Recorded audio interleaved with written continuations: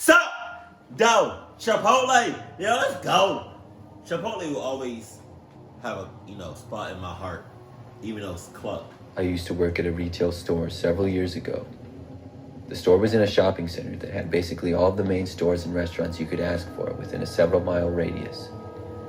One night, I was working a later shift, but wasn't closing. I got off work at probably about 9 or 10 p.m. when everything had quieted down a bit.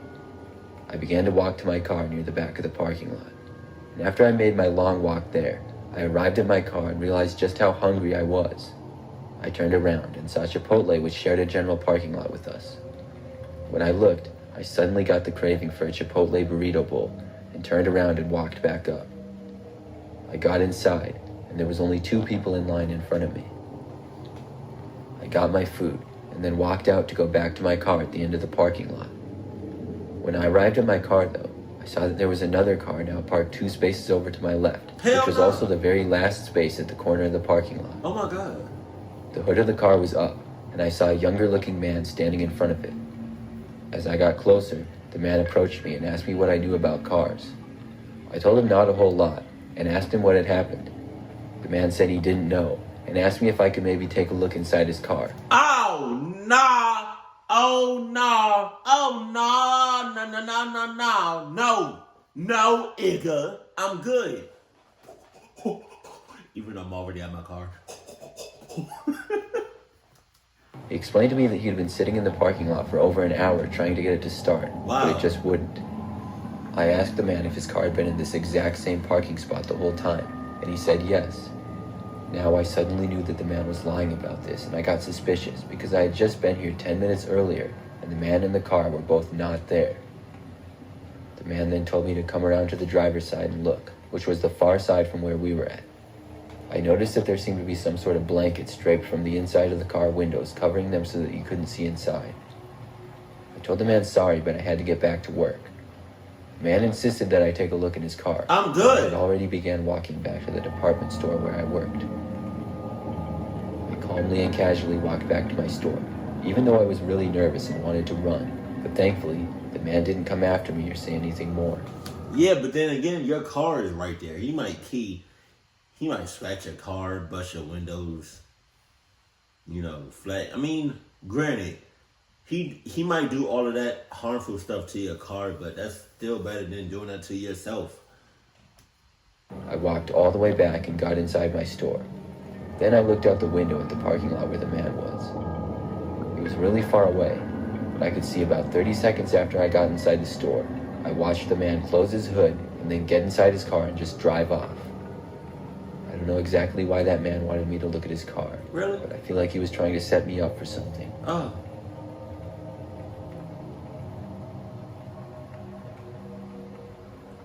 You think? Come on. A couple of years ago, when I was a little younger, I used to work at a Chipotle restaurant. I was in school and lived in an apartment near the city. Because of this, I was able to walk to work every single day, because it only took me about 10 minutes and was better than city driving. That's a long man. I usually worked later shifts from the afternoons to close, or at least nighttime on weekdays. When I got off, I would walk home, and for the first few months of working there, everything was cool. But over time, I started to notice that it seemed as though somebody was following me home. I would often hear footsteps behind me, or see somebody... Come on, bro. You walking. You said that's a 10-minute walk. A lot can happen in 10 minutes. A lot can happen, in like 10 seconds. But 10 minutes? Come, Jesus. Damn. trailing me from a far ways back. And then you walk in at night, too. So it's like, I don't care how nice? I don't care how nice the neighborhood is. I don't care how nice the town is, the city, the environment, the marketplace. I don't care how nice it is. Wherever you are, you still gotta watch your back.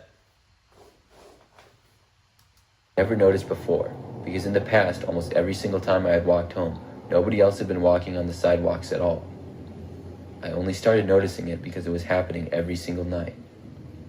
When I started to take notice, I would always notice the person would follow me to my apartment complex, but never go inside of the complex, and always walk right past it.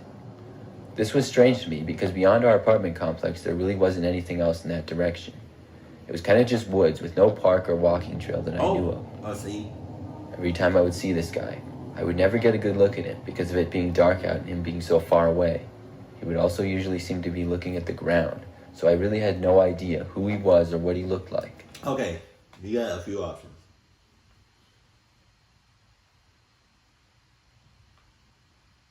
Because Chipotle is the kitchen, there's a lot of sharp shit you can take with you. You know, or you can just call the cops. So,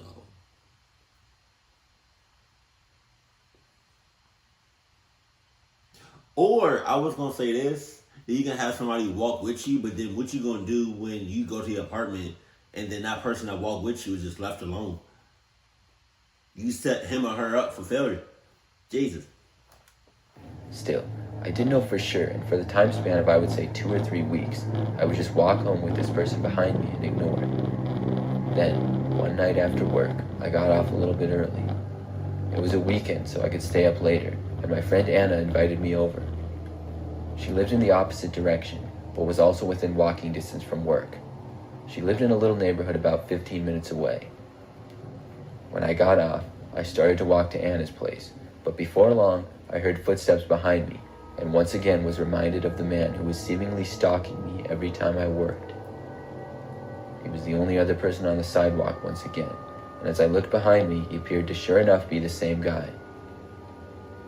What this really did was confirm to me that this guy was in fact following me every single time, and I wasn't just being paranoid for no reason. When I finally got to Anna's neighborhood, I knew exactly which house was hers, so I turned onto a street immediately which led to her backyard, and then hid in there. I was so far ahead of the man that I knew he wouldn't see which way I went. I heard footsteps from a ways away, and then they went into an opposite direction.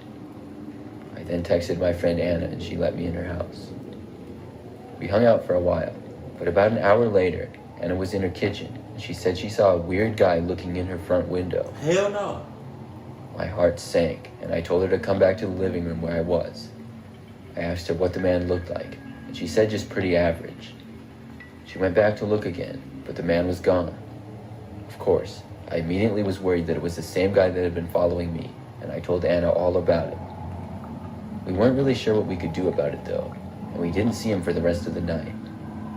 The next day, I went out and bought some mace that I could use in self-defense, although I was hoping it would never come to that. But the next day, I worked late. When I got off, I once again heard the footsteps behind me as if I was being followed. But this time, the footsteps didn't stay behind me for long. They seemed to be walking faster than usual. The man was walking really fast and quickly catching up to me. I walked faster and faster, but so did he. Eventually, he got so close to me that I decided to cross the street and walk on the other side. When I did, he did as well. We were not in a very busy or well-lit area, and it was just us on the sidewalk. Jesus. The man started moving aggressively towards me suddenly. I couldn't take it anymore, and at that point, I saw him start to reach out for me, and I went from my pocket and pulled out the mace and sprayed it all over him. I got him good in the face, and the man jumped back and ran away. After that, I went home, and ended up going to the police a short time later. I'm happy to say that I was never followed again after that. Why they cut off like that? Hell no. That sucks. You just now calling the police? You sus too. Jesus. I work at Chipotle. I've been working there for almost a year now. I like the job, and I've made friends with some of my coworkers, which I really like. For the most part, I like everything about the job, but of course, there are occasionally bad customers and things like that. One night, I was working a closing shift, and was mainly working behind the counter near the cash register. The night had been pretty average, which meant busy at dinner time, and then quieting down as the night went on. It was getting to be closing time, and we still had several customers inside. There was a man in the restaurant that I saw walking up to me. The man wore an older-looking jacket that seemed really worn, and he had a small, scruffy beard and wore sunglasses as well. He came up to me and asked if he could have some free chips. We weren't allowed to just give free chips out, so I told him sorry, but no. It was kind of awkward to say no, so I tried to say it in the nicest way that I could. The man just walked away without saying anything. You know what I do at Chipotle? I don't know if y'all do this at your jobs, if you work at a restaurant, just to avoid confrontation. Like if you know somebody has an attitude or is about to have an attitude, be like, I didn't get no chips. Like, with like a little sass. I didn't get no chips. Okay, here you go. All right, get the fuck out my face. We had, I think, 2 more total customers come in before it was just about closing time. The man once again came up to me and asked for free chips once the other customers had ordered. I told him no once again. I saw the man then start to walk up to the other customers in the restaurant and seem to talk to them, but I couldn't really hear what he was saying. At one point, I could clearly see that the people he was talking to were not happy with whatever the guy was saying. The man then came back up to the counter and told me to give him something for free. At this point, I said the man would have to leave the restaurant. He got kind of angry at this, and at first, he said no. I was concerned that this was going to get out of hand and the man was not going to leave. But at last, the man finally turned and walked away. I was so happy to see that, because we were just closing at the same time too. I went over after that and began to clean some parts of the restaurant before I could leave. There were 2 other coworkers who stayed back and were cleaning with me.